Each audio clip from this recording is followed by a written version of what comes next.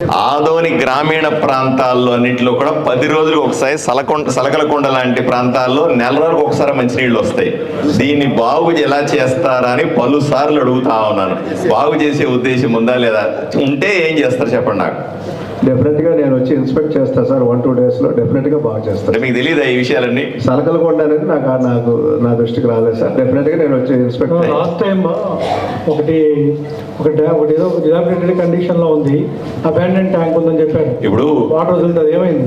Summer storage, Basapuram summer storage tank ఒక wall అంతా పడిపోవడం వల్ల దాని కెపాసిటీ కాకుండా దాంట్లో 60% కెపాసిటీ నీళ్లే నింపుతున్నాం.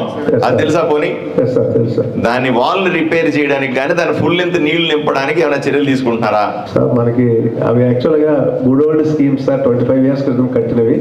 అది నేను మరి ప్రపోజల్స్ అన్న పెట్టాలి కదా. అంటే మనకి ఫండ్స్ అనేది గుడ్ ఓల్డ్ స్కీమ్ అంటే నేను ఏం చేయరా దాన్ని? లేదు సార్, జడ్పీ నుంచి ఫండ్స్ అయితే రావాలి. అది కాదు సార్, వర్షాకాలంలోనే వారానికి 10 రోజులకు 15 రోజులకు నీళ్లు వస్తే ఎండాకాలం అయితే ఏమవుతుంది చెప్పండి? ఆదోని మీరు ఆలోచన తెలుసుకుంటారంటే మీరు ఇక్కడ ఉన్నవాళ్లే కదా, మీరు సీఈఓగా ఉన్నారు కదా, ఇంతకుముందు ఇక్కడే ఉన్నారు, ఎన్నో పదవుల్లో ఉన్నారు కదా, ఎస్సీగా ఉన్నారు, ఈగా ఉన్నారు. మీకు తెలియదు, ఇప్పుడు కొత్తగా తెలుసుకునేది ఏముంది మీరు?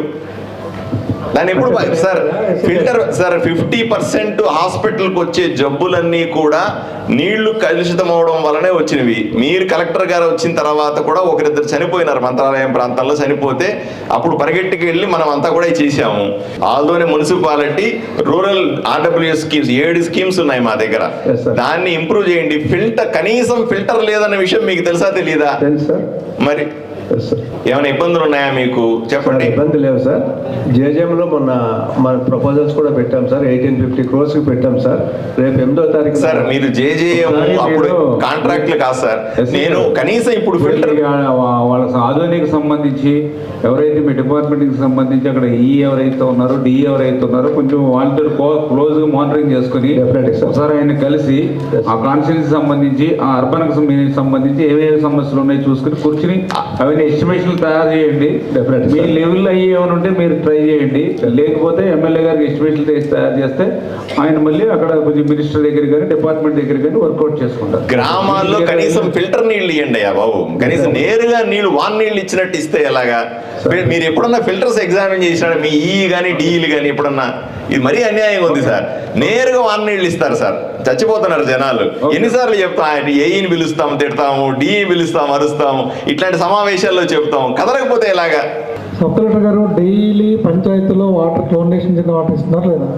ఆదోని మున్సిపాలిటీ అండ్ ఆర్డబ్ల్యూఎస్ 2 కూర్చోబెట్టి మీటింగ్ చేసి ఎక్కడెక్కడ ప్రాబ్లం ఉంది, ఎందుకు అలా జరుగుతుంది చెక్ చేయండి.